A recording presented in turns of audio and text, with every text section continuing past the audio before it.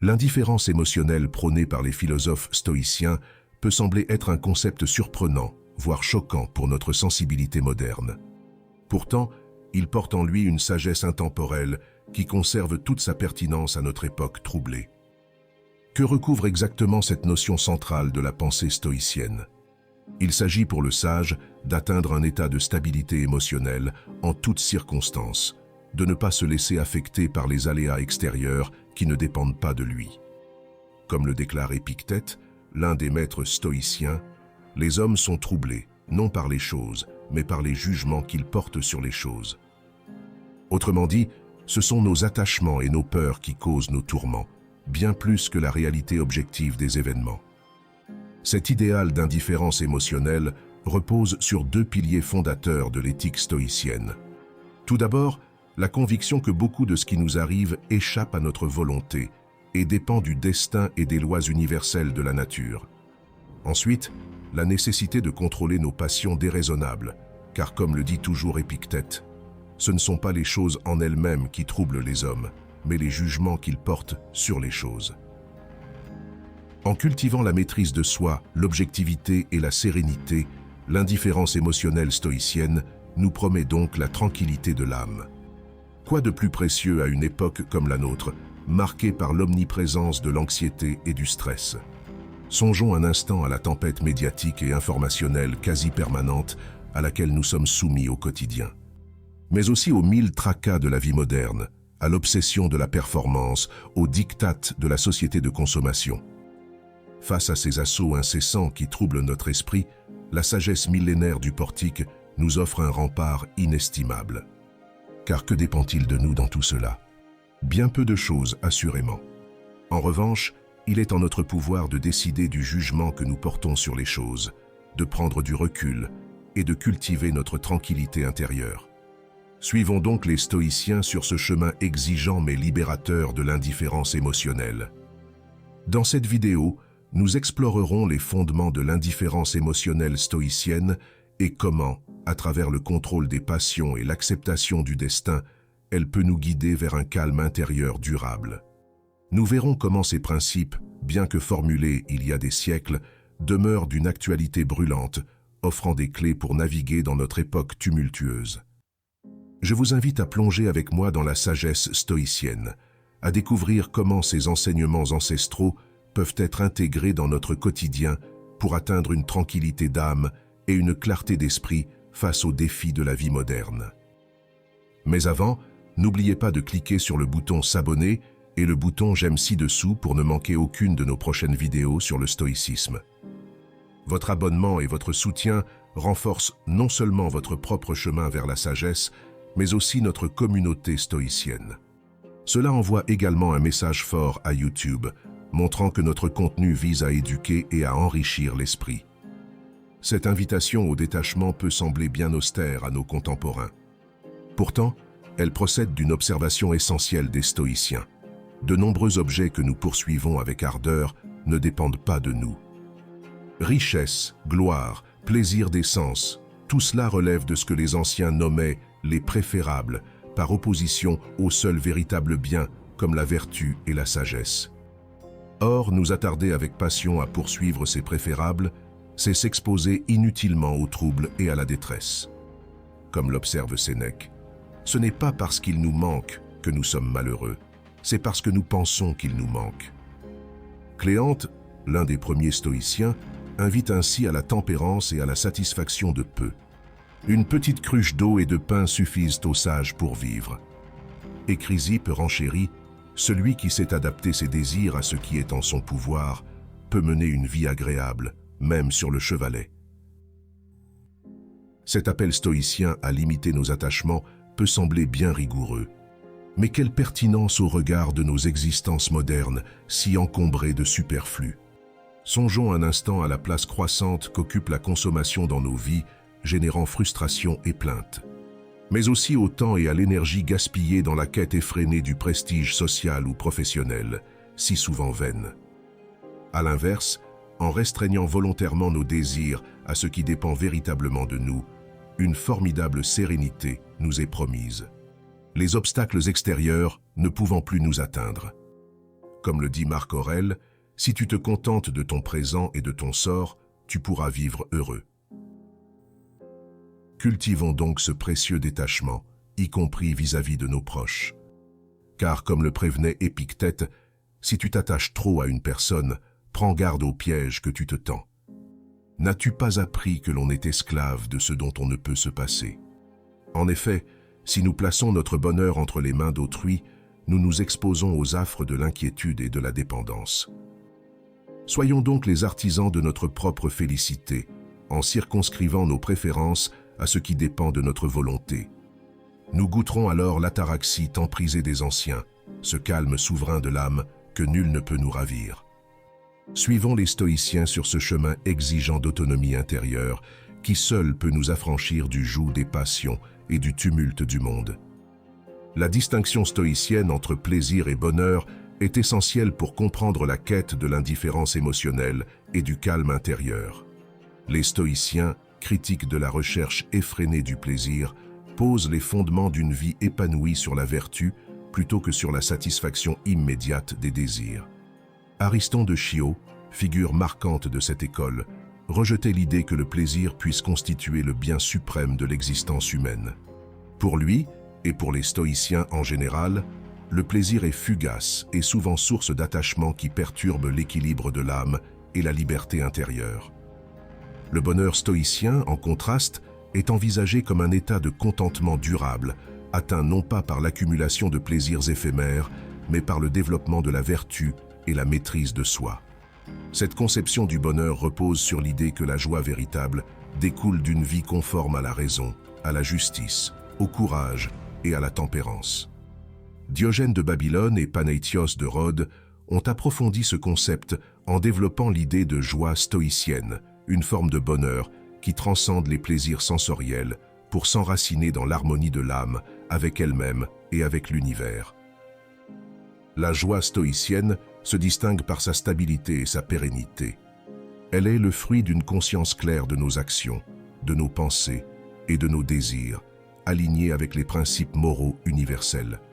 Cette joie ne dépend pas des circonstances extérieures, mais de notre capacité à vivre en accord avec nos valeurs les plus profondes.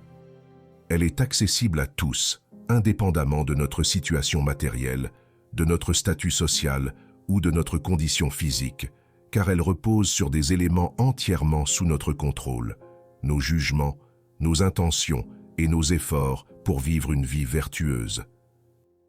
Intégrer cette distinction stoïcienne dans notre vie quotidienne nous invite à reconsidérer nos priorités et à réévaluer notre conception du bonheur.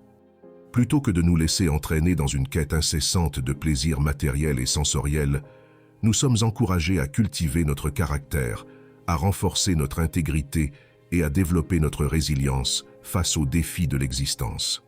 En pratiquant la vertu, en cherchant à améliorer constamment notre être intérieur, nous pouvons atteindre une forme de bonheur profond et durable, une joie stoïcienne qui nous rend véritablement libres et sereins, quelles que soient les tempêtes que la vie peut nous réserver.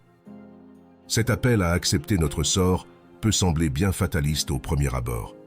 Pourtant, selon Posidonius d'Apamée, il s'agit d'un aspect fondamental de la sagesse. Le destin conduit celui qui le suit volontiers, mais traîne celui qui lui résiste. En effet, une large part de ce qui nous arrive échappe à notre volonté et relève de puissances supérieures, le cours inexorable des saisons ou les aléas de la maladie par exemple. Dès lors, à quoi bon se débattre vainement contre l'inévitable? Bien mieux vaut l'accueillir avec sérénité. Ainsi du sage Sénèque face à la maladie. Ce qui me reste à faire, quoique accablé de douleurs continuelles, c'est de les supporter avec courage. Elles finiront bien par en avoir assez avant moi. Bel exemple d'acceptation posée face à l'adversité physique.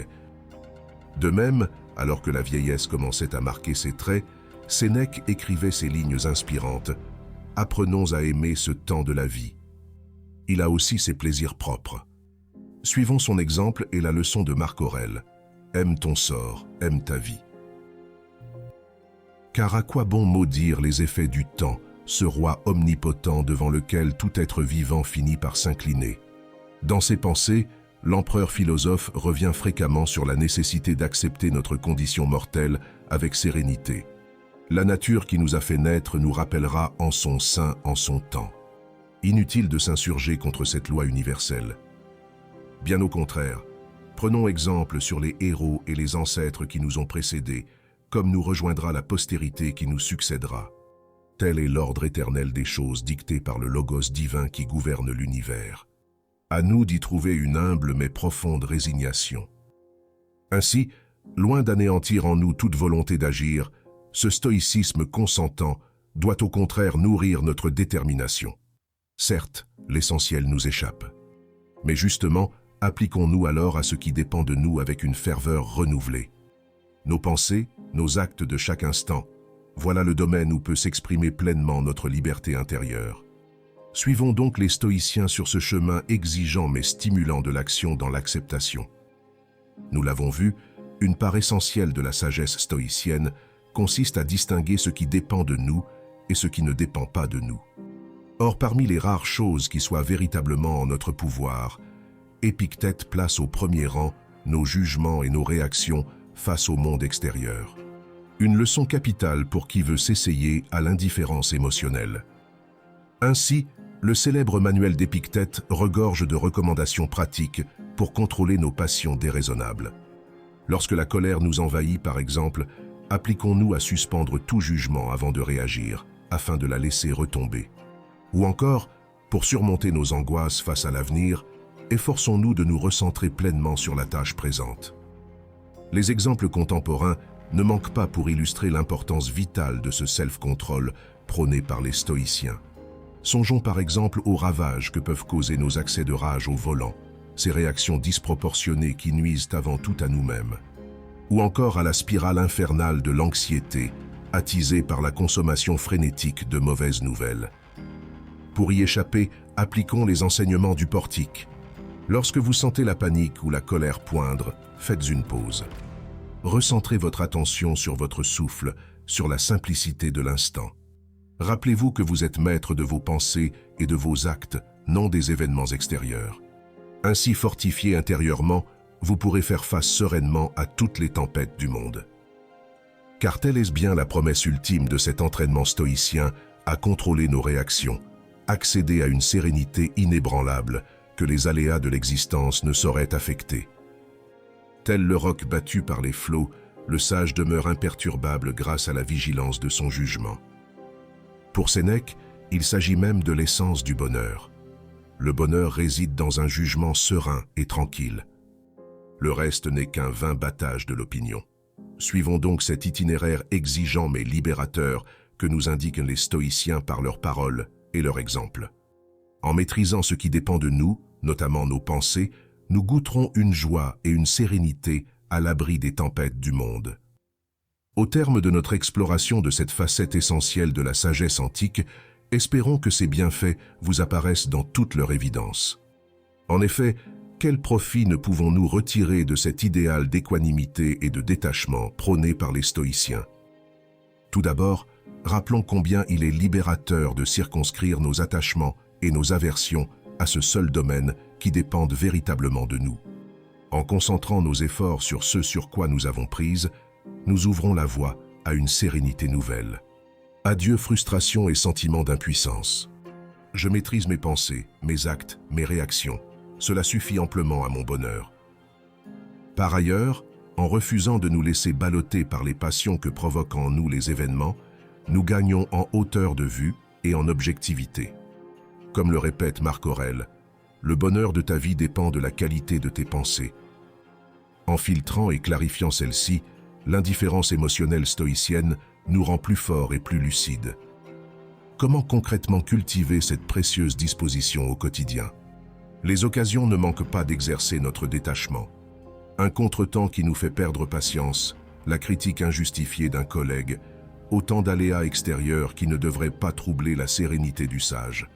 Inspirons-nous des nombreux exemples et exercices spirituels légués par les stoïciens pour affermir notre équanimité intérieure. Ainsi, chaque soir au moment du coucher, relisons quelques maximes d'Épictète ou de Marc Aurèle. Avant chaque action importante, Prenons le temps de méditer avec soin le but que nous visons. En toute situation, tâchons de distinguer ce en quoi exactement consiste notre devoir et notre intérêt bien compris. Si nous respectons cet ordonnancement, nulle adversité ne saurait entamer notre bonheur. Pour conclure, écoutons une dernière fois Marc Aurèle nous tracer la voie. Fais ce qui est juste, ce qui est bon et conforme à ta propre nature. Souviens-toi de ces qualités qui te sont propres et attache-toi à elles avec ferveur, simplicité, tempérance, indépendance, pudeur. En suivant ce sentier exigeant de la vertu, avec l'indifférence émotionnelle pour guide, la tranquillité promise par les stoïciens sera nôtre. La route est tracée, à vous désormais de la parcourir.